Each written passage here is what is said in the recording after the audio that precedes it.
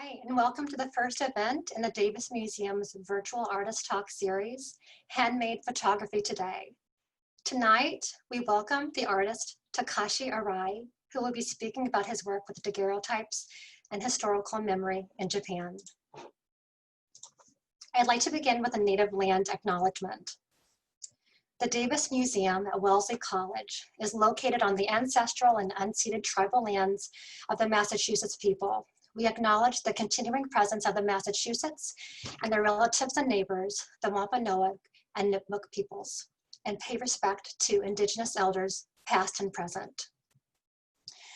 And we'd like to share some of our Zoom webinar procedures. So to participate in today's program, please note that this event is being recorded and will be made available online in the coming days. We are using a webinar format, and your microphone and video have been turned off during the presentation.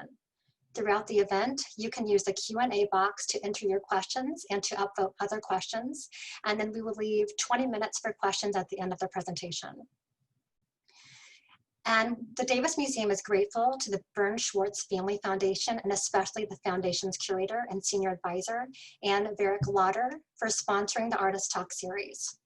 We would also like to acknowledge our co-host, the Photographic Resource Center, and in particular to Jessica Burko, the Program Manager and Curator at the PRC, who has been a wonderful collaborator. Located at Lesley University, the Photographic Resource Center hosts exhibitions, presentations, and gatherings that support the creation and understanding of light-based media with the goal of inspiring its members, educational institutions, and the photography community with new work, ideas, and methods.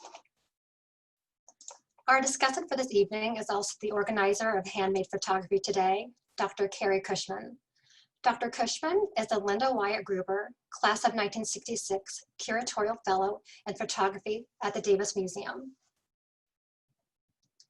She holds a PhD in art history from Columbia University and is a specialist in the history of post-war and contemporary photography from Japan.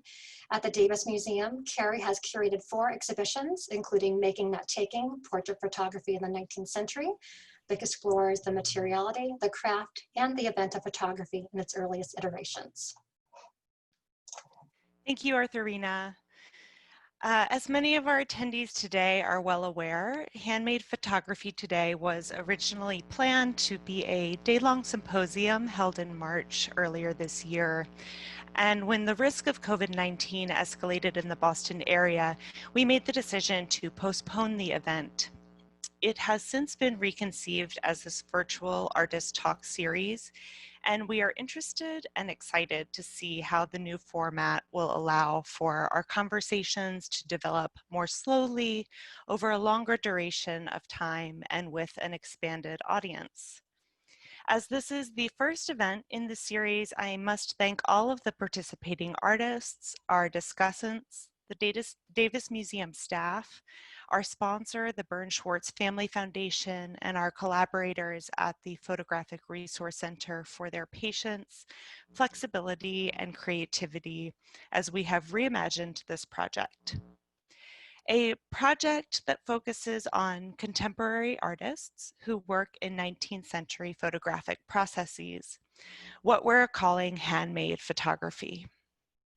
All 4 participating artists take up these processes not as a form of nostalgia and not simply as a reaction to the digital age. Rather, they use their chosen formats to critically reevaluate our relationship to historical imagery while also tackling pressing contemporary issues.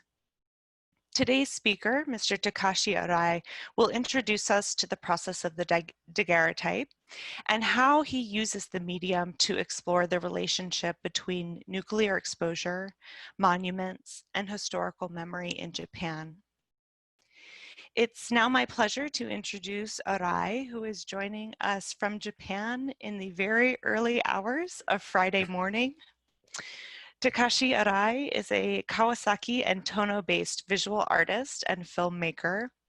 His major projects include Here and There, Tomorrow's History, documentary-style daguerreotypes created in Fukushima after the triple disasters in 2011, Exposed in 100 Suns, a series of historical monuments in the atomic age.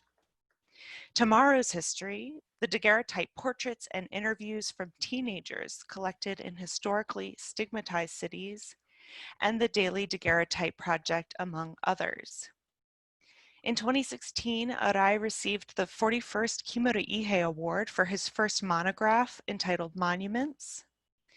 His recent short film, Oshira Kagami, or The Mirror of the Oshira Deity, won the category prize at the 72nd Salerno International Film Festival in 2018.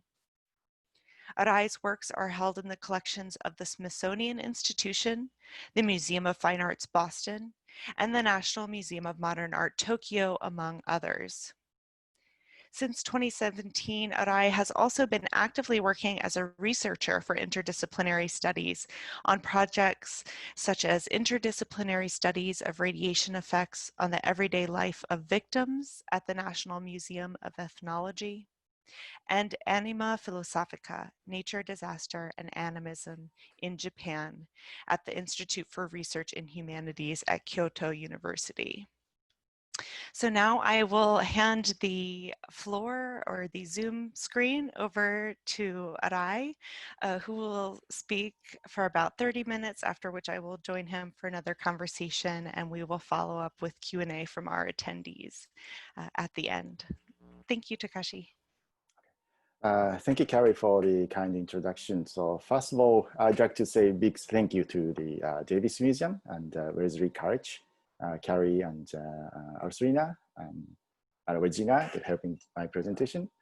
And thank you for having me here. It's so much honor to have a presentation for global public online.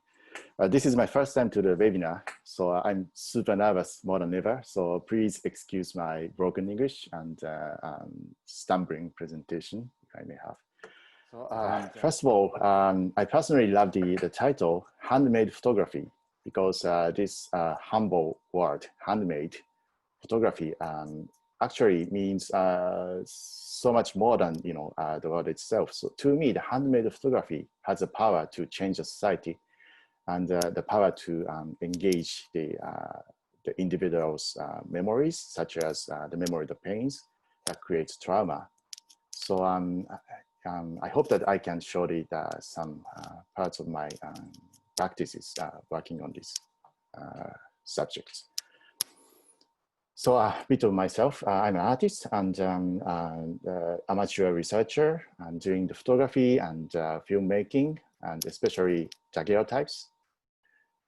And my interest is actually all connected together. So when I studied daguerreotype, especially in 2011, that was a year of the triple disaster we experienced. And I often traveled Fukushima and other devastated sites in Tohoku area. Then I found there's so much connection, historical connection of nuclear industry with nuclear armament, and also like international relationship that Japan experienced post World War II period.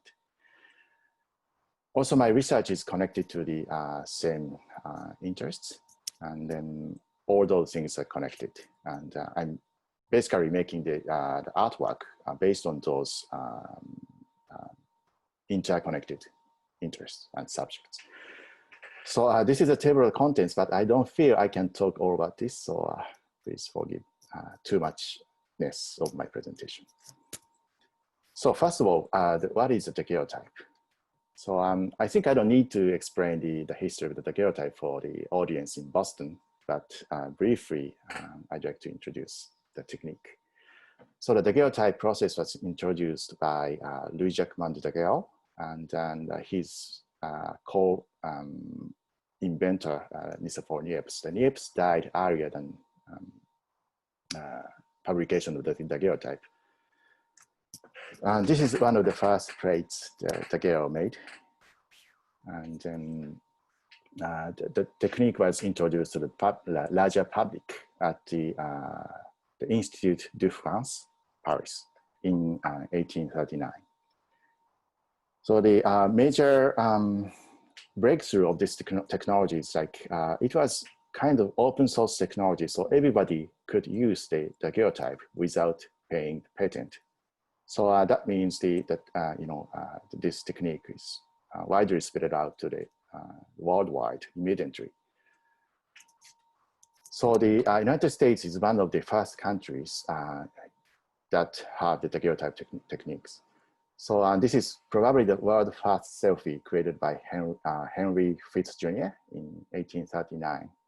So as you see, he closes his eyes because of the long exposure and the very harsh light.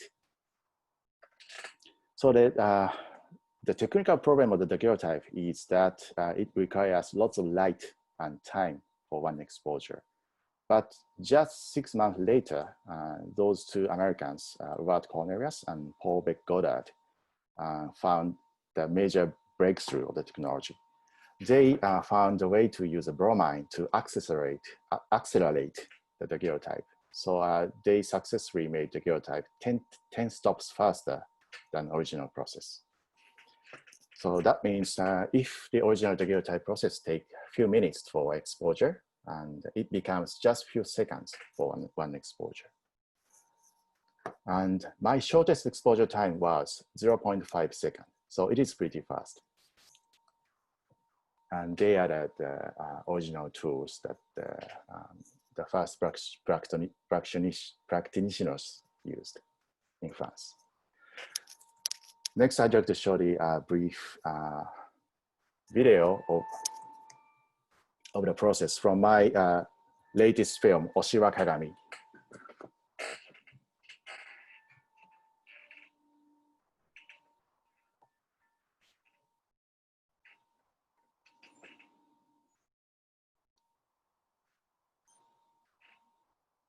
I'm hoping that you are all listening to the sound of the film, but first thing is to prepare the chemicals such as a hypo, sodium thiosulfate for fix. And this is the iodine crystals in a coating box.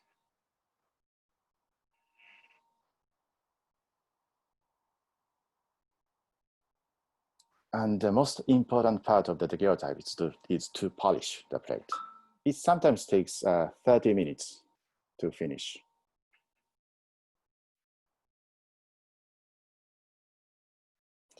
And the material used for this puddle is the chamois skin. It's kind of deer skin.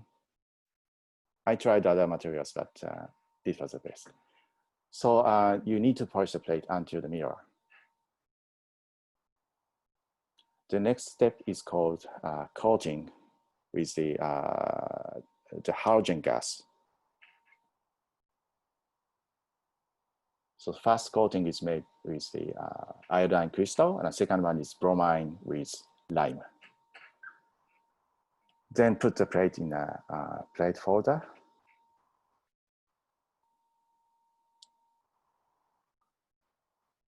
And it's all set for the exposure.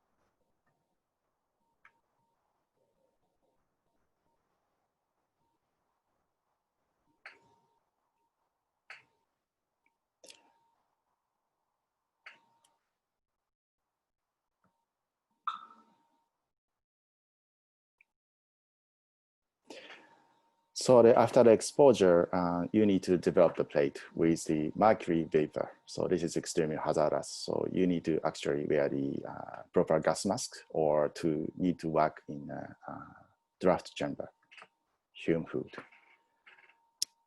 the first thing is to do is to heat the mercury up until 100 Celsius degrees.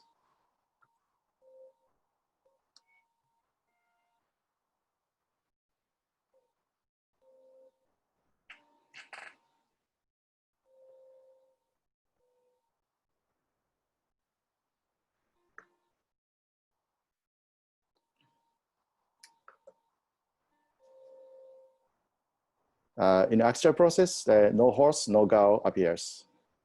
But the image appears. It looks quite magical every time I tried.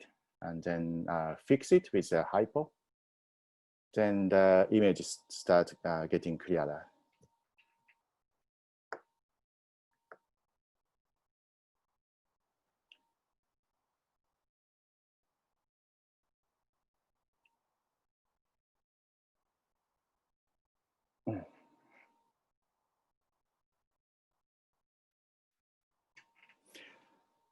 So this is a complete daguerreotype, and it looks positive or negative. So from different angles, you can see the positive image and negative image, like this.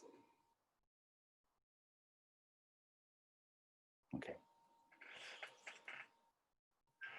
So when I studied daguerreotype, I found that the daguerreotype is quite a sophisticated process, and the daguerreotype questions our progressive view of history. Because this is the finest daguerreotype ever made in history by Southern and Holtz and Pride of Boston. And they are the artists. And then they achieved this, highest quality of the daguerreotype, and it looks so lively and very soft impression. It's totally different from our expectation for the older processes. And then this is the structure of the image. It's so fine. You see that the left bottom corners, it shows the 200 nanometers scale. So the particle of the image is like roughly 100 nanometers to 500 nanometers. So this is sometimes so-called the 19th century nanotechnology. If you compare the size of the COVID-19, COVID-19 is like 100 nanometers, so it's so small and it's almost invisible, that particle is. And then daguerreotype need to be secured in the proper case because the surface of the image is so fragile. So if you wipe the image with your finger, the image will be destroyed immediately. This is very traditional daguerreotype case. And you see the very layered structure of the case. In this kind of box, people wanted to put some individual personal items or the writings inside of the box. Left one is the human hair, and the right side is the handwriting. Sometimes the daguerreotype is secured in accessory like this, and this is one of my favorite bracelet made of human hair.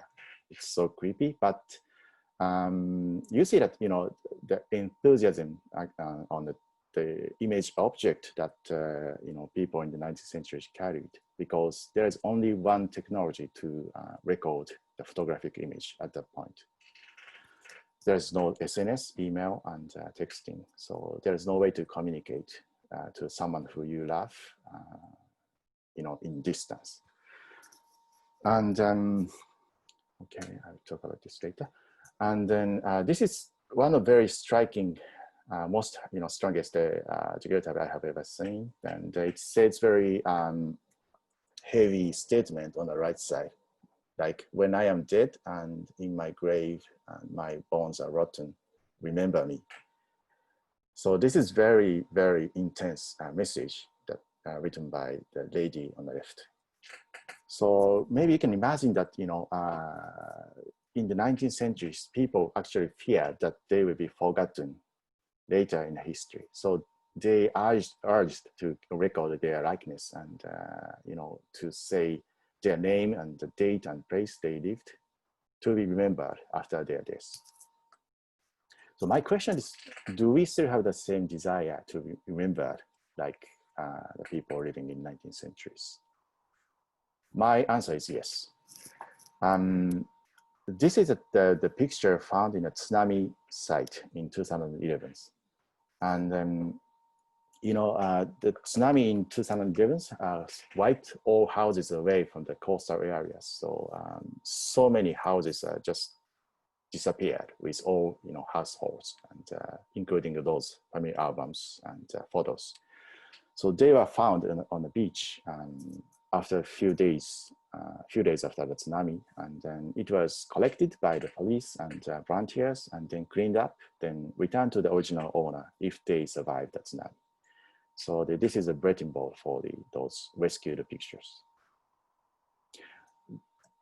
Severely damaged photographs were also exhibited in the Fine Arts Museum, Boston in 2015 by Lost and Found Project. So I try to compare the modern day photography with the daguerreotypes and family albums and tsunami photographs. Modern day photography is visual information, of course, and then daguerreotype, etc., is image object. This is more materiality than the normal photos. And modern day photography is mass production, and then daguerreotypes and tsunami photographs. This is a unique image, irreproducible image. It was described as aura by Benjamin Walter. And then left one motivate or provoke the people to ensure the action by people. And then right one is not a medium to provoke the people. It's more like a container for all the individual memories. So the right group of the photography, I named them as micro monuments. Micro monument is monuments for individuals, not like a historical large scale monument. So next, I'd like to show some of my work, including Here and There, Tomorrow's Islands from Fukushima. So on the very day that the earthquake happened, I was taking the daguerreotype of nuclear forward sample collected from the Lucky Dragon 5. This is a wooden fishing boat exposed to the H-bomb test held by United States in 1954. It was just a coincidence, but next day I saw the news, then I saw the reactors exploded in Fukushima. Then I suddenly realized that all I tried and all I learned on the daguerreotype is something that I needed to do right now to face this kind of reality I was experiencing at that point.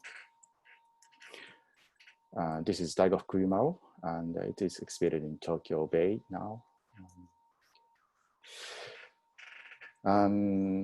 I started working with Daigo Kurumaro, Lucky Dragon 5, a bit before the earthquake happened. Then I started traveling the devastated site. I saw lots of boats and tankers were stranded on the ground. So I saw, it reminds me like Daigo Kurumaro when I was taking those pictures. Then I slowly started traveling exclusively in Fukushima because that was a triple disaster, tsunami, earthquake, and nuclear disaster. So tsunami, earthquake is so visible, everything was destroyed in a massive scale, and every photographer get there to shoot very shocking, striking pictures. But for me, with daguerreotype, I questioned myself, what should I do with a daguerreotype? So my answer is to depict something invisible with a daguerreotype, with a slow process. You can only take one picture a day with 8 by 10 inches daguerreotypes. So my picture is not so showing the direct damage or physical the difference before and after the tsunami, but I'm trying to depict the kind of portraits of the living things like plants and animals and people. He's Toru Anzai, the villager of Iitate, the most contaminated area in Fukushima, and he evacuated from the village and living in a temporary housing. And he became a kind of activist, anti-nuclear activist. He was a very peaceful farmer before, but this event completely changed his life. they had a group of the farmers collecting the nuclear contaminated soils just with this tiny truck. So the government, our government didn't start anything, I don't know, until 4 or 5 months. So they needed to work by themselves. Their fishermen are not allowed to fish anymore because of the contamination. So they are working as a cleaner of the beach. There's so much debris at the point. So he's a monk called Koyu Abe. He's also collecting the contaminated soil by himself to keep the children safe. You know, there are so many children living in Fukushima, of course, and they had to just continue their normal life. They needed to go to the school, and they needed to go kindergarten by walk, you know, under very hard radiation. So he was very angry, and he started collecting, you know, soil and store them in his private property. Their mother and daughter evacuated from Itate village. And making daguerreotypes requires you to communicate people willingly or not willingly, because, you know, you need to keep the people stand still, like for 10 seconds, 20 seconds. So every time I shoot the daguerreotype, I explain the whole history of the photography and process of the daguerreotype, and also about myself. So this whole entire process make a very intimate relationship between the models and myself. So I'm still keeping contact with them. So during my travels to Fukushima, I questioned that why this happened. You know, why do we have such kind of nuclear reactors in our country? You know, because of the history, because of the geographical trait that we have. So this is the nuclear reactors that we have in the world. So you see that lots of red dots in United States and Western Europe and Japan as well. So now Japan is the world number 4 nation that possesses 42 nuclear reactors. And this is the ring of the fire. So you know, you can see that literally that all nuclear reactors in Japan sit right on the ring of the fire. So this is potentially so risky to have those reactors in a small island like Japan. Also, Japan experienced the 2 atomic bombings in 1945. This is Hiroshima, and this is the daguerreotype I took in Hiroshima, and sun is just in the same position that the little boy, the atomic bomb was detonated in the sky. This is Genbaku Dome, atomic bomb dome. So this kind of legacy that we have, but despite of those legacies, you know, why do we have to just decide to start the nuclear industry after the World War II ended? So my interest just headed to the collective trauma of nuclear catastrophes that Japanese people experience in history. So I think I already used too much time. So I'm gonna skip those part, but briefly, the history of the nuclear industry in Japan is strongly connected to the Japan-United States relationship. You know, 1945, Japan surrendered. And after Hiroshima and Nagasaki bombing, there was very strict censorship on the atomic bombings held by GHQ. So basically, during 6 years, no Japanese people get the chance to understand what happened actually in Hiroshima and Nagasaki.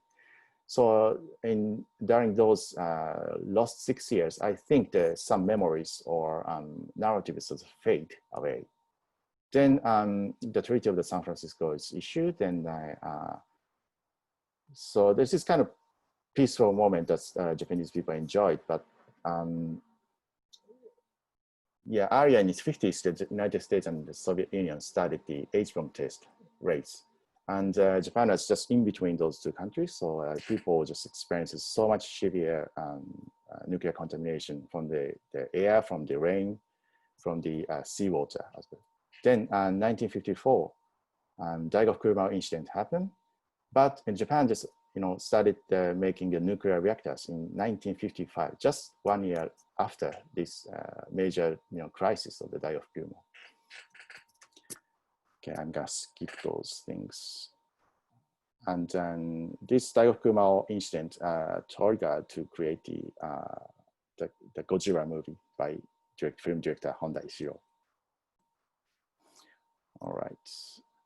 So basically, this pro-nuke climate was created, carefully created by CIA and the Yomiuri newspaper group, and they did a campaign based on the Atom for Peace speech, and they promoted the symposium and the exhibitions, series of the exhibitions all over Japan, including Hiroshima. So this is a Atoms for Peace exhibition in Hiroshima in 1956, just 12 years after the atomic bombing. So you can see that there is a detachment of the nuclear industry from the nuclear weapon.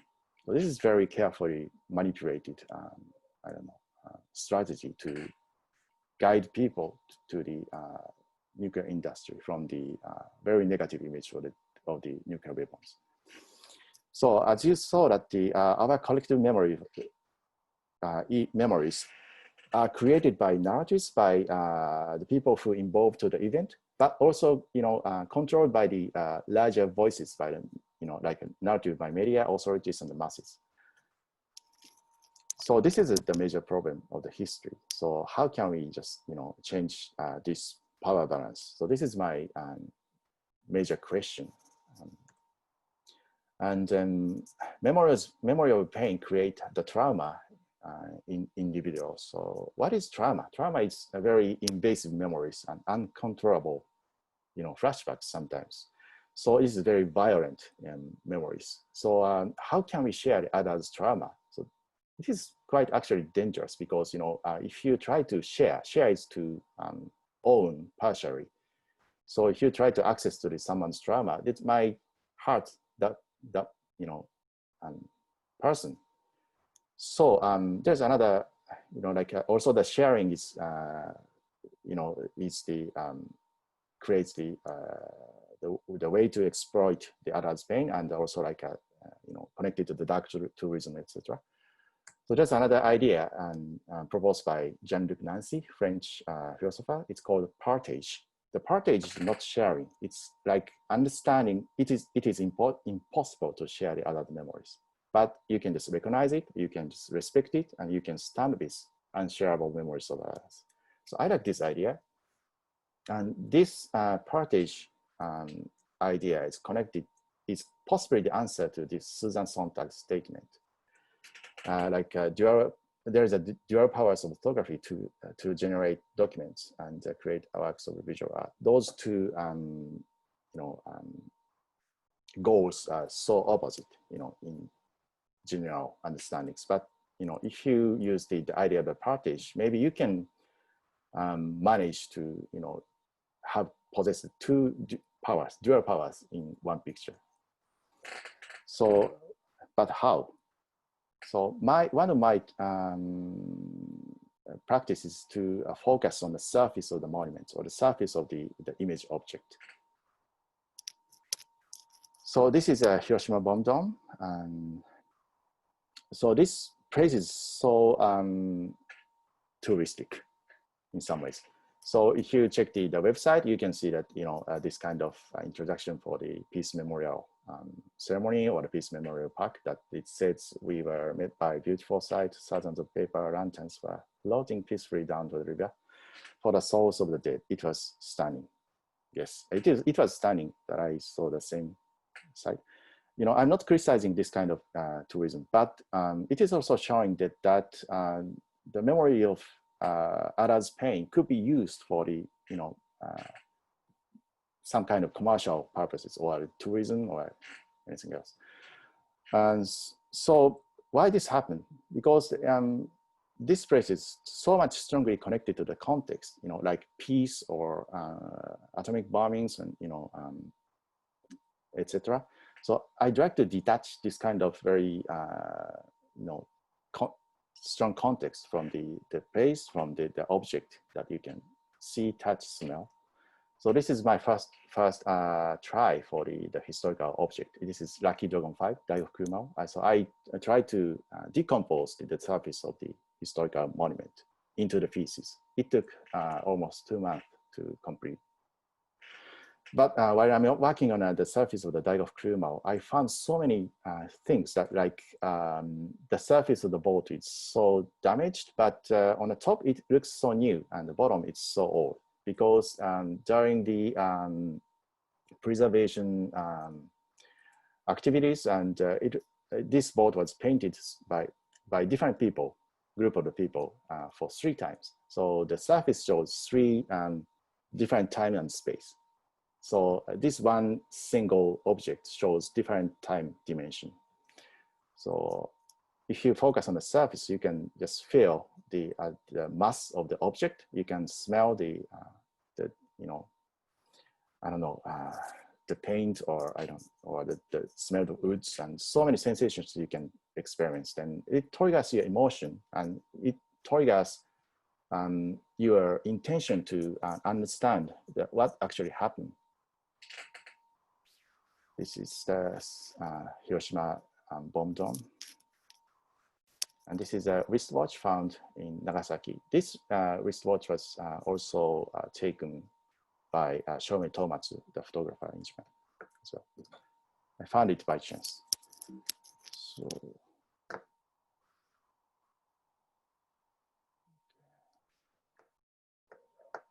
just a moment.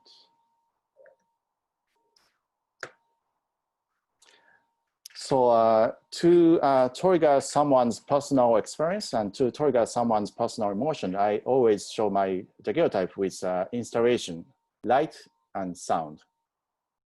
So this is one of the installations that if you approach to the daguerreotype, the bulb turns on. This is another one. So when the sound played, the light turns on, one by one. Okay, I will show this work later if I have time. Okay, this is conclusion. So nowadays, we have so much number of the pictures in cyberspace and in everywhere. You can train and family albums, everything. So for example, on Instagram, it already like 50 billion photographs and videos were shared on by now. And also the 100 million pictures was posted every day. So this is tremendous number of the images that we're creating every day. But where are those pictures gone? I mean, you only see the few pictures a day, like in a advertisement or documentary style photography or newspaper magazine. But all those 50 billion photos, you cannot access all of them in your life. So there's obviously the very off-balanced supply and demand, of the images we are creating. So my question is, who takes a leading role in photography? If you remember that the first time the daguerreotype was introduced to the public, the protagonist of the photography was the models, models who has no name on history. They are very ordinary people. They are middle-class citizens. They wanted to make a photographs for themselves, for those who they loved to be remembered. So this is very personal activities. And then photographers are kind of the helpers to make them to create the image. This is a typical Japanese photo studio, typically in the 20th centuries. And if you see this picture, you can see that the photographer is humbly standing aside the camera, and the model is the main character in this picture, right? So I think that traditionally the photography was activity for models, not for the photographer. But by time, fine art photography is introduced, and documentary style photography was introduced, and political pictures, propaganda, so many public image was introduced, and photographer slowly taking the major role on the photography.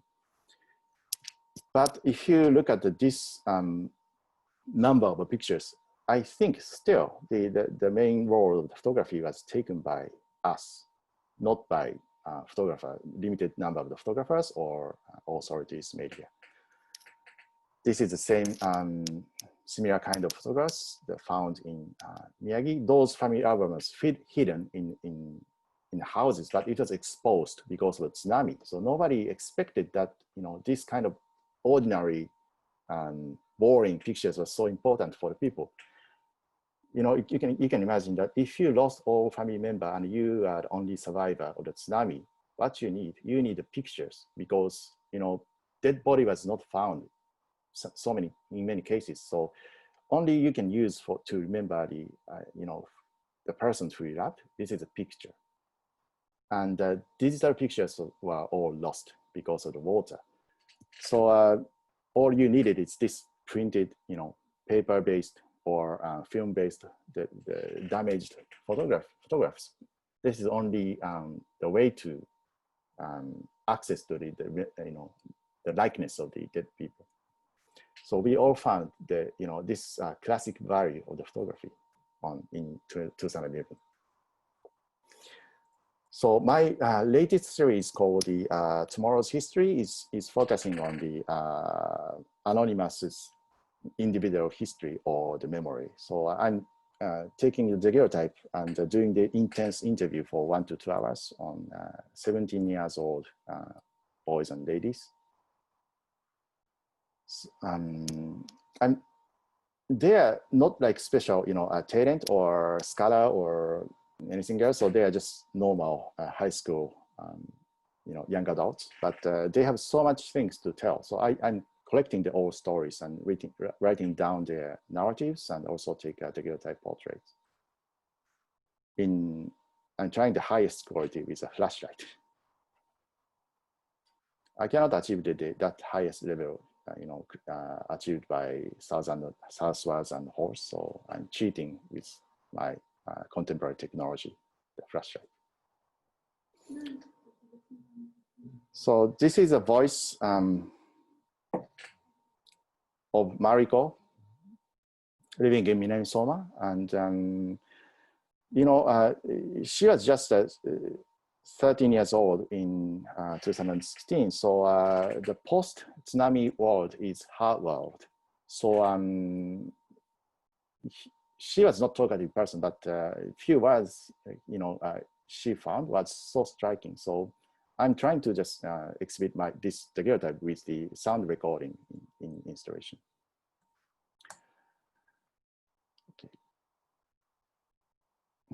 Okay, again, so this is a kind of the infographic of the, you know, the pictures, the, you know, broader definition of the pictures. So there's so many pictures that's hidden from the public spaces. So they are unseen images posted on SNS or family albums, anonymous portraits, and tsunami photographs. But they are huge, you know, much bigger than, you know, the public images created by commercial industry or mass media or propaganda, fine art, photography, etc. So I'd like to connect this power of the unseen images, including the handmade photographs, to create the new way of the new narratives for the new history of us, to reinforce the narratives by persons who actually involved to the event. So if we successfully collect the enough number of the, you know, those unseen images, then we can maybe create a new history with narratives by Todishas, first persons. And this is my favorite quote by Svetlana Alexievich, Nobel Prize winning writer from Ukraine. And she said that the new history of healing has begun. Chernobyl has transferred us from one period to another.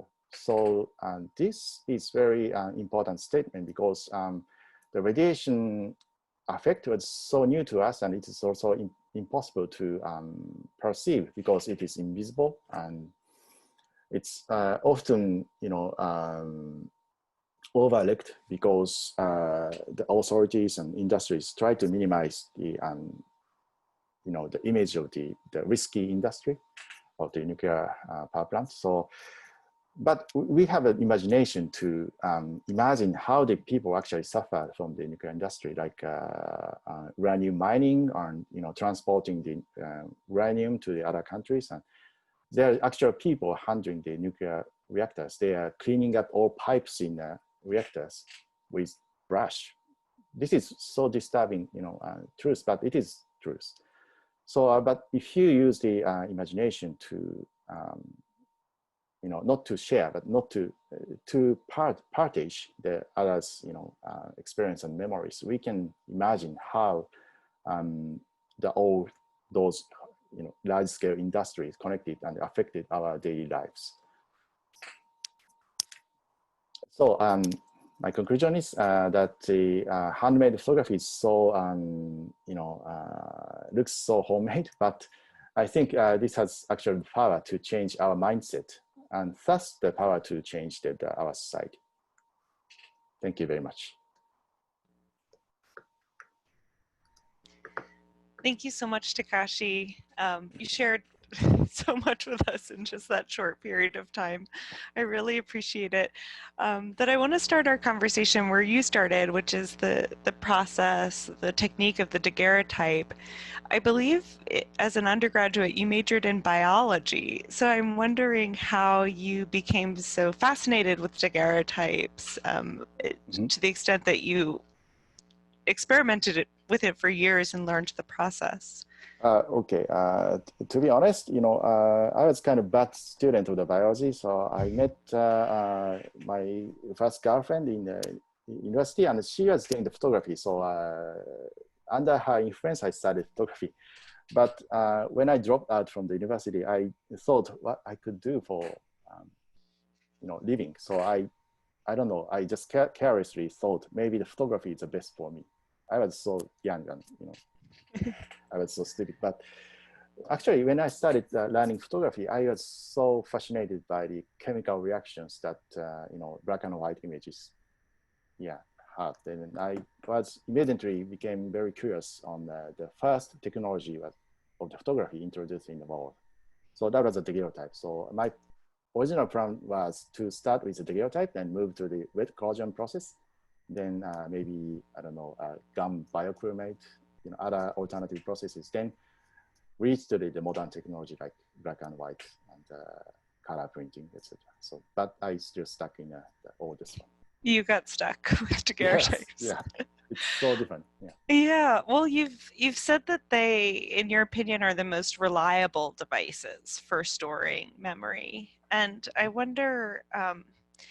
Do you think that that's something that's true for all types of historical memory, or is it really specific to the memorialization of nuclear disaster, which is the main theme running through your work? Yeah, the nuclear, nuclear catastrophes we experience, Japanese people experience is not necessarily connected to everything, every corner of the history of Japan, but if you carefully look at the for example, like art history or the history of the activism, it's quite all connected to the same issue. This is like a issue of the discrimination. So the nuclear reactors in Japan is established in very remote places in Japan, like Fukushima, Aomori, or other places. They are all so countryside.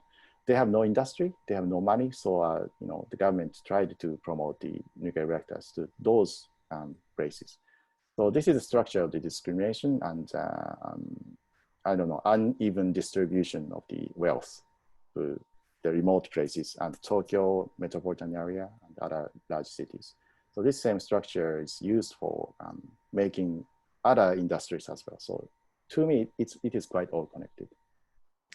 And why, for you, is the daguerreotype the one format that is the most effective for dealing with those issues, like the stigma or these issues of discrimination?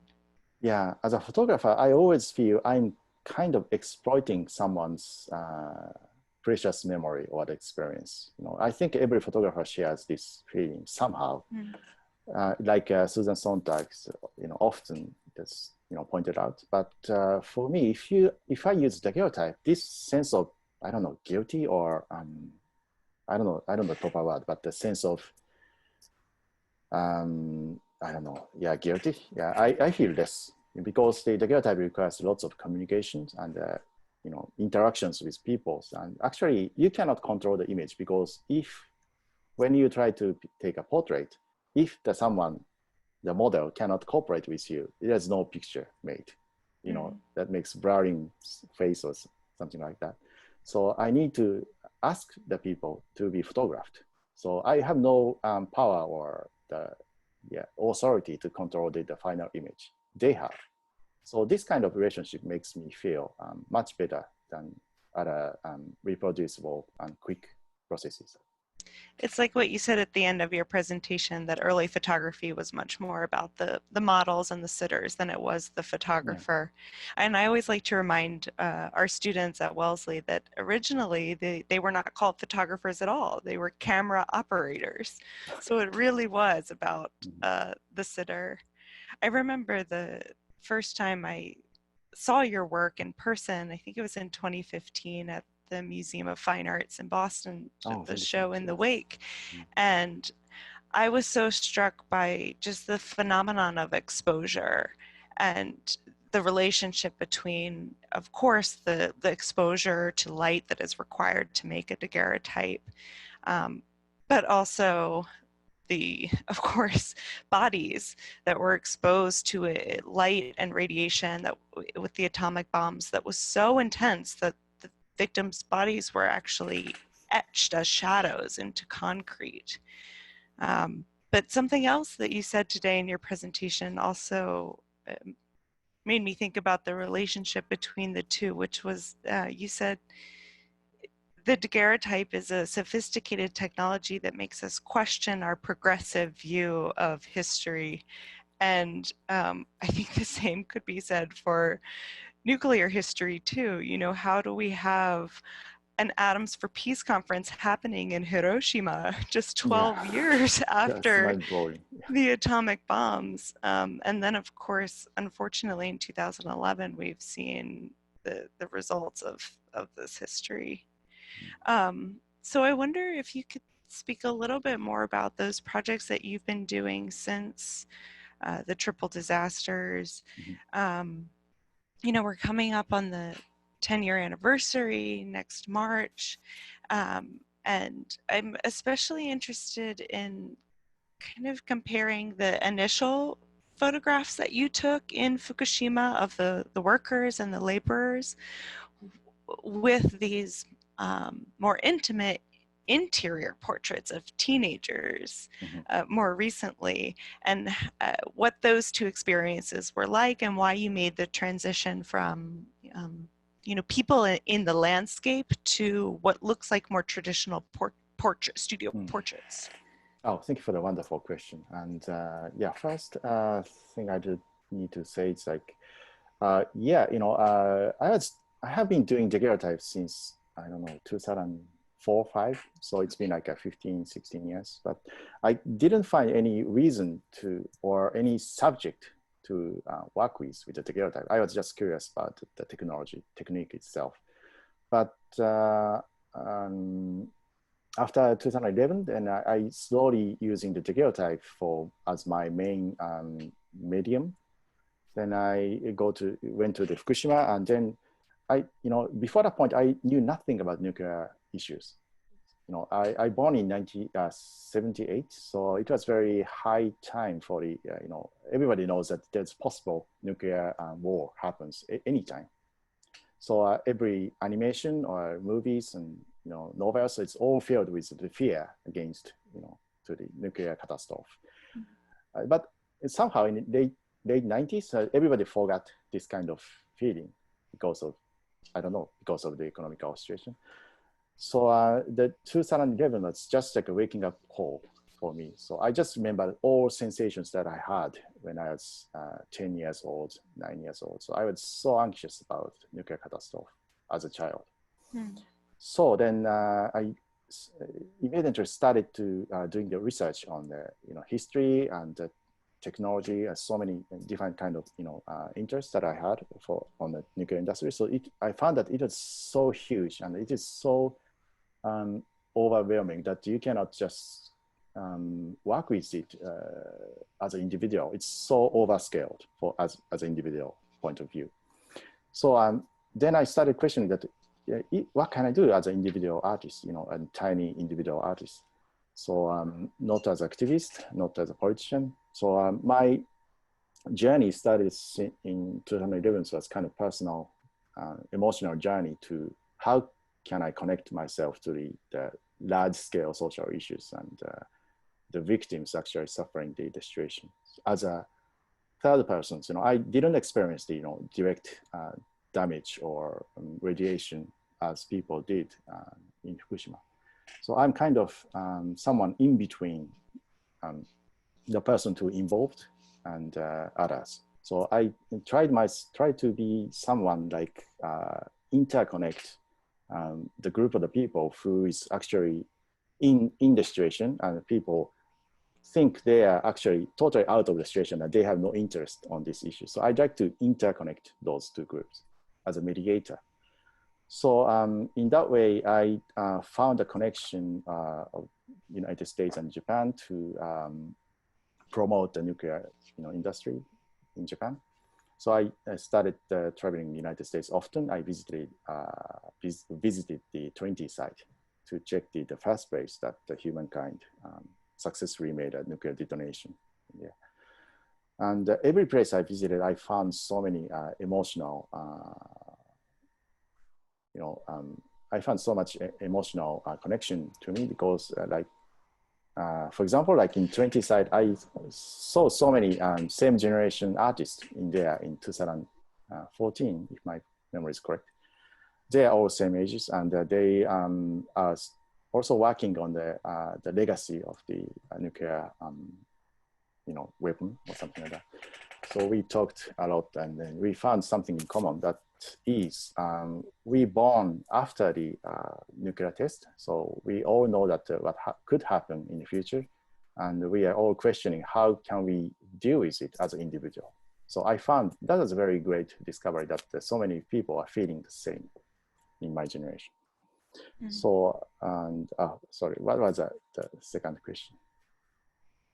Oh, I wondered if you could talk about the portrait series you've done and the transition from photographing workers in Fukushima to the more recent photographs of youth in stigmatized cities.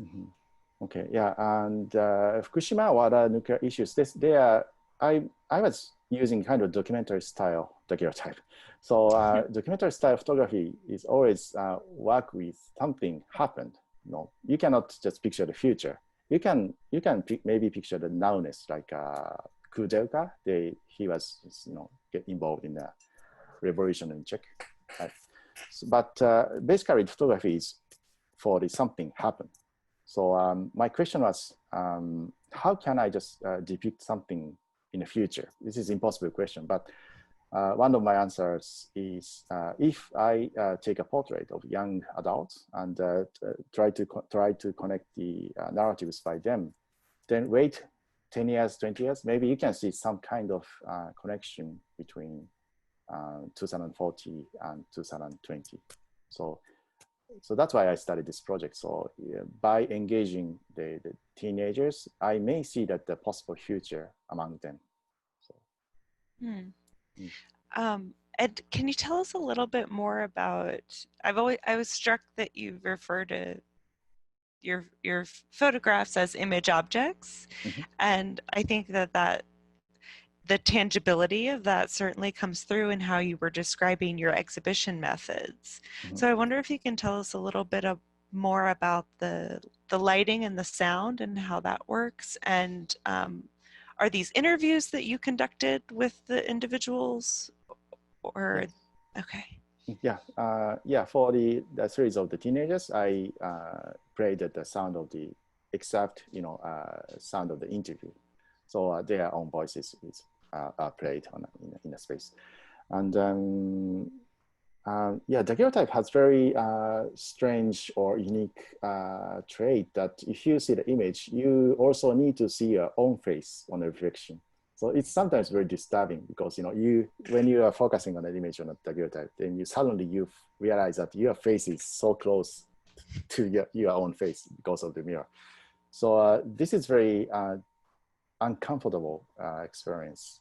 But many audience visitors just told me like this kind of uncomfortable experience made them to think that there's no safe place to observe the things.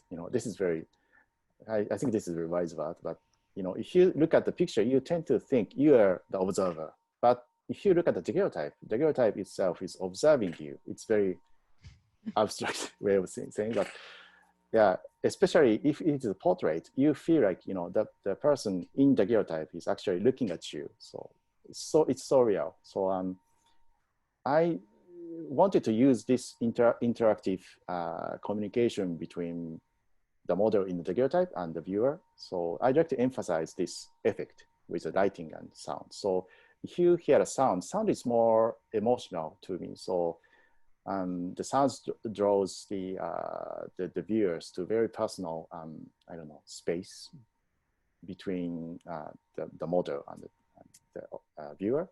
And also the lighting is makes the audience feel like they can control, or they actually need to react, or they need to be very active to view the image, because until you approach to the image, no image can be seen. So if you go to the in front of the picture, then light turns on.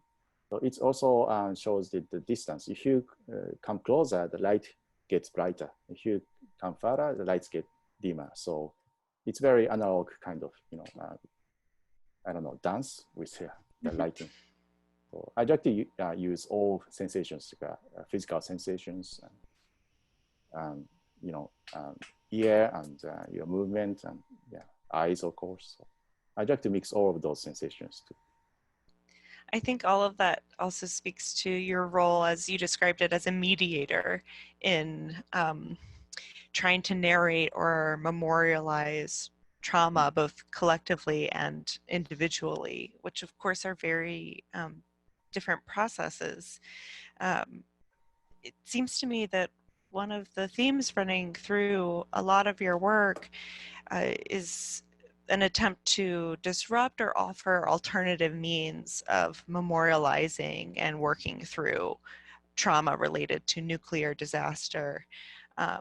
We think of places like the peace museums in Hiroshima and Nagasaki, and one of the goals of those places is to take truly unfathomable events and try and provide visitors with a coherent or somewhat of a coherent narrative, which really isn't possible. And I think that's what's so striking about your work. You call your projects micro monuments or multiple monuments. And it seems to me that micro operates at multiple levels, both the physical size, but also the potential for viewership. It's not the atomic bomb dome that tons of school children can stand around on their visit. It's one small object that creates a very intimate, not just viewing, but experience of this history. And the multiple monuments as well. I wonder if you can talk a little bit more about that process, which is creates a stunning result, but seems very labor intensive. So these are the projects that consist of multiple small daguerreotypes that you then hinge together, right, Yes. to create one large work, to one large image, but the image is not coherent as we might expect it to be. So you're taking sites that in our mind, like the A-bomb dome in Hiroshima, or like the Enola Gay or Lucky Dragon 5, that we have in our mind as coherent places or sites or objects, and then you disrupt that with this work. So I wonder if you would talk a little bit more about that. Yeah, actually first chance I tried this multi-focused monument is that about the daguerreotype for the Lucky Dragon 5, Daigo of Kurumaru, because the exhibition hall of the Daigo of Kurumaru is so tiny. So if you visit there, you cannot see the whole boat from the distance. You can just walking just around very close distance. So it's kind of disturbing, you know. I wanted to take a whole picture with one daguerreotype, but I couldn't do that. So then I started thinking like maybe I can just, you know, daguerreotype the boat partially, one, you know, like right to left or something like that. So yeah, that was my first idea. But since I found the very interesting surface of the Daigo Fukuoka, maybe I changed my mind. Maybe this is much better to focus on the tiny surface and take a daguerreotype one by one with a like a tile. So like a David Hockney approach. So then I could just deconstruct the shape of the object itself as well, like I did on the Enrage. Because I don't know, our understanding of the history is strongly connected to the very stereotypical image of the object, historical object, like Hiroshima atomic bomb dome, Enrage, I don't know, Pearl Harbor as well, maybe. But those images was somehow introduced to our mind from mass media, I think. Mm. So if you visited the actual place, you don't see that, you know, object as that picture is.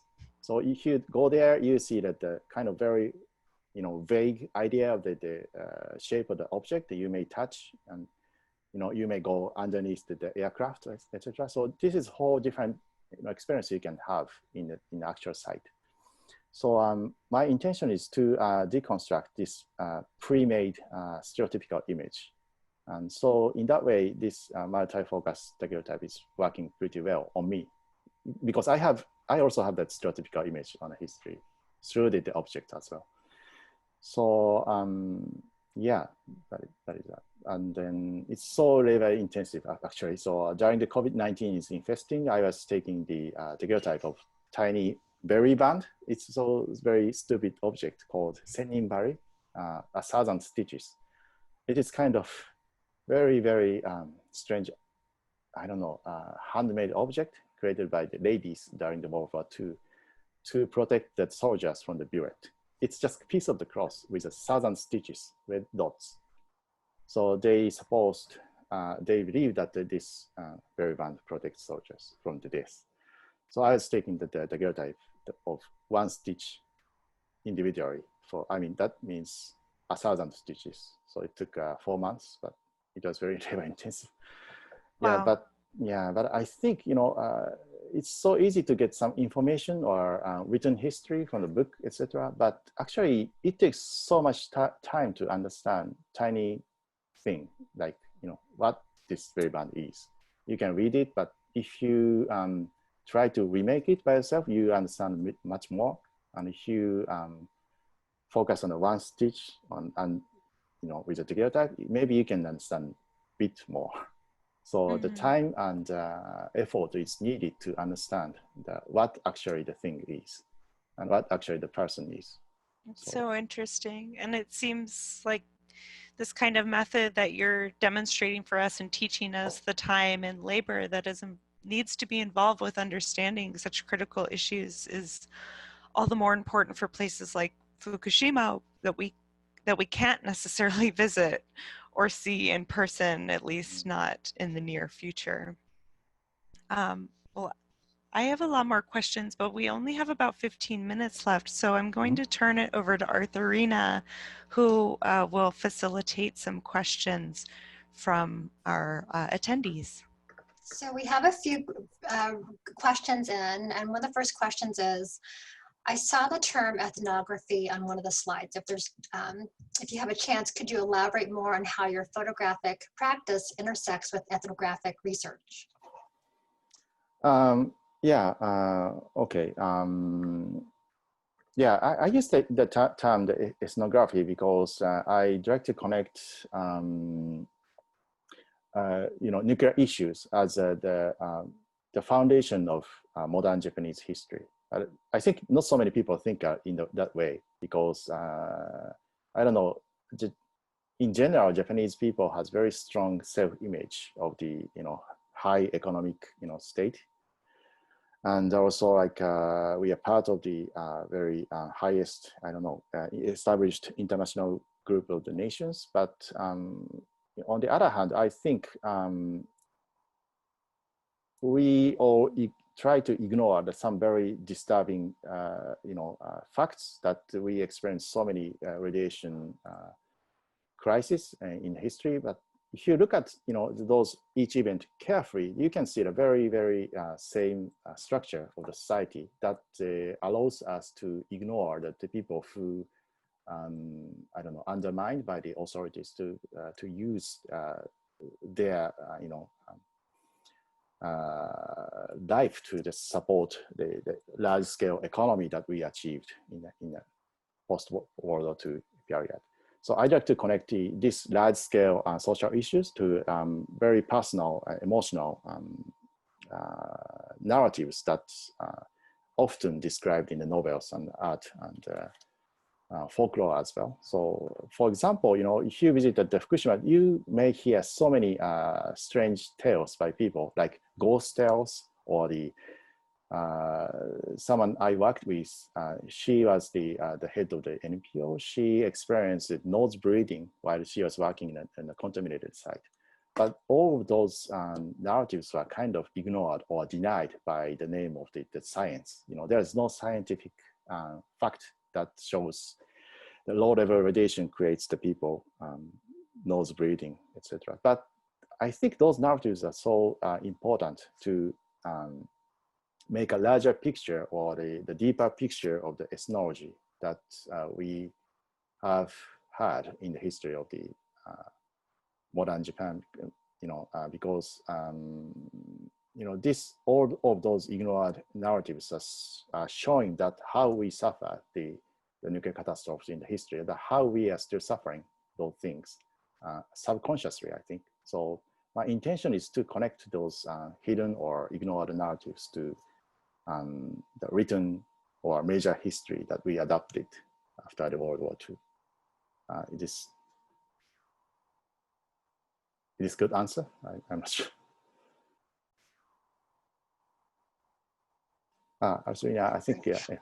Thank you. And for the next question, if one, no matter the media, is sharing someone else's or a group of people's trauma, can it ever be done in a respectful and pain-avoidant manner?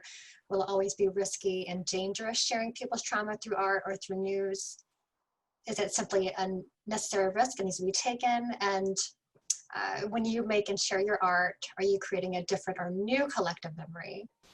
And are you accessing and sharing collective memories that exist but were not previously valued or talked about? Oh, okay. Let me think. I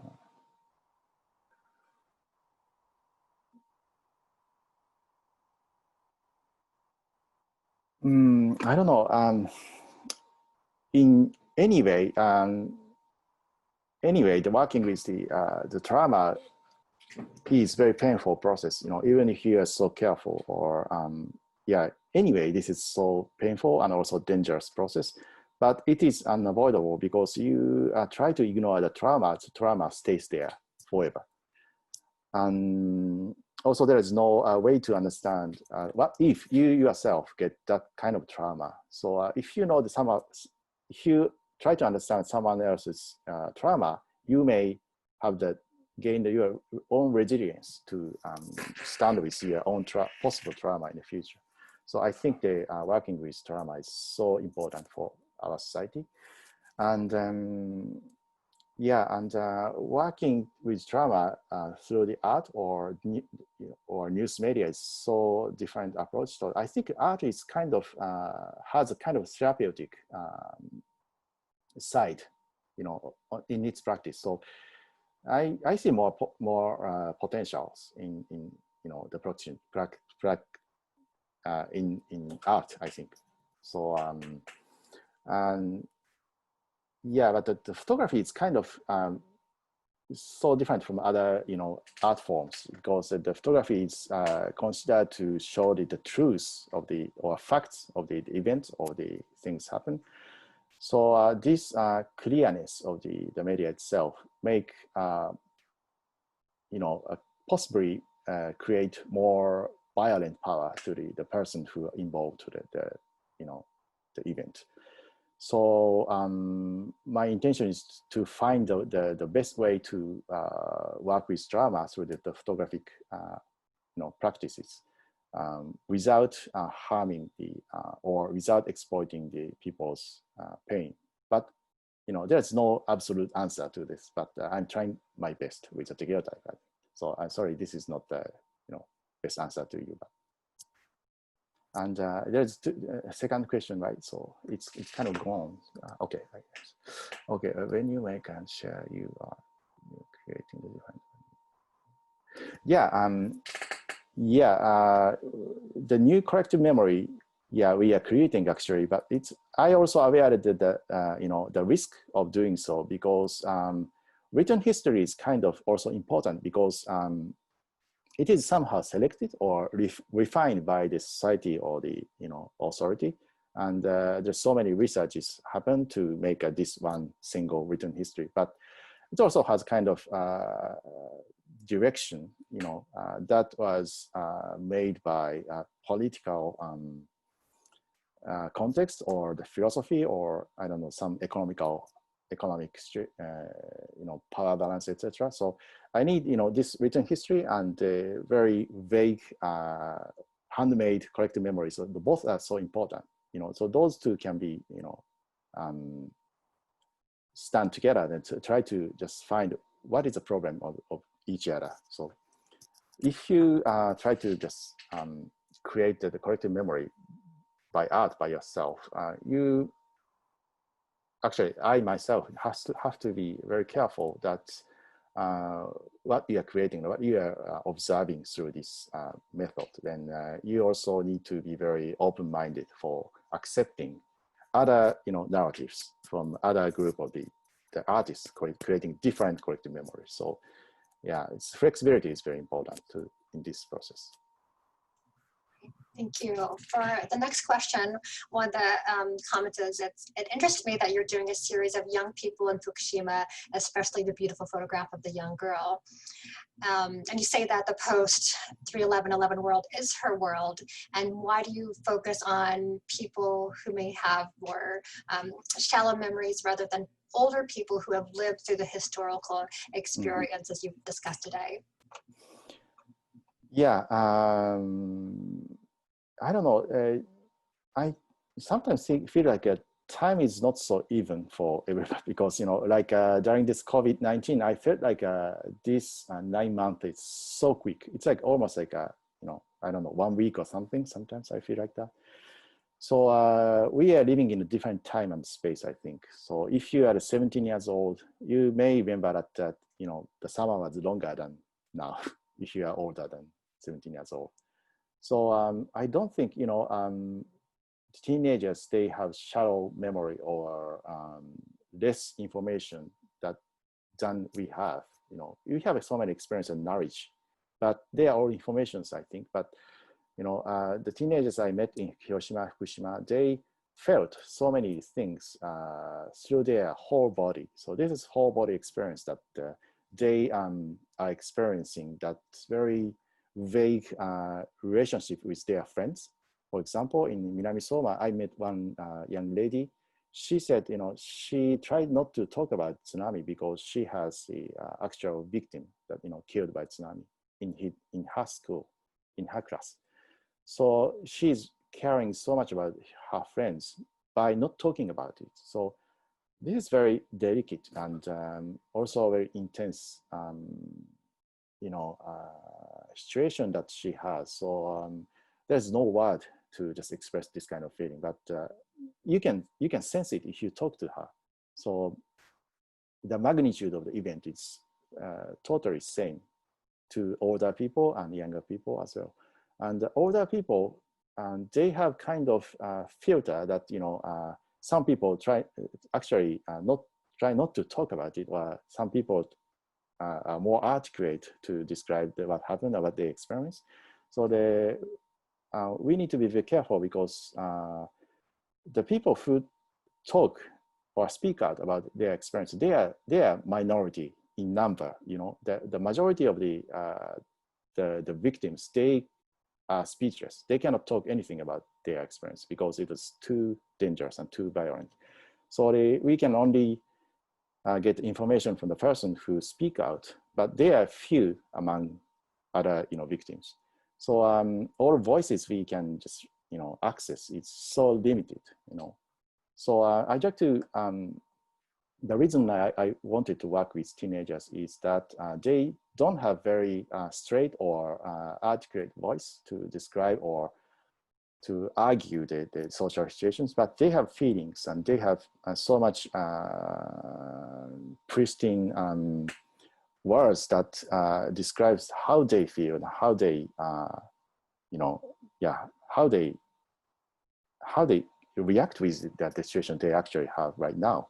So if I could successfully collect those kind of feelings on the daguerreotype or the audio interview, that may deliver the viewers to understand more deeper on the emotional, emotional dimension, more than the information or the very straight narratives held by adults. And lastly, if you could maybe take a moment and let us know what you've been working on since the pandemic has begun. Okay, I have been working on a Southern Stitches project, and it's gonna be exhibited in London in the next month. So I'm going there, and yeah, so many projects I wanted to do was postponed because in Japan, it is not allowed to travel outside of my own prefecture. And also, yeah, you can press yourself to travel somewhere, but maybe you may face the very negative reaction from the people because nobody wants to see that the person from the Tokyo, because Tokyo is the epidemic center. So I need to wait until the COVID-19 is settled to continue my project. Yeah, my new project is about quite Robert Frank style. So I wanted to travel all over Japan to collect the portraits of the people, random people, as many as possible.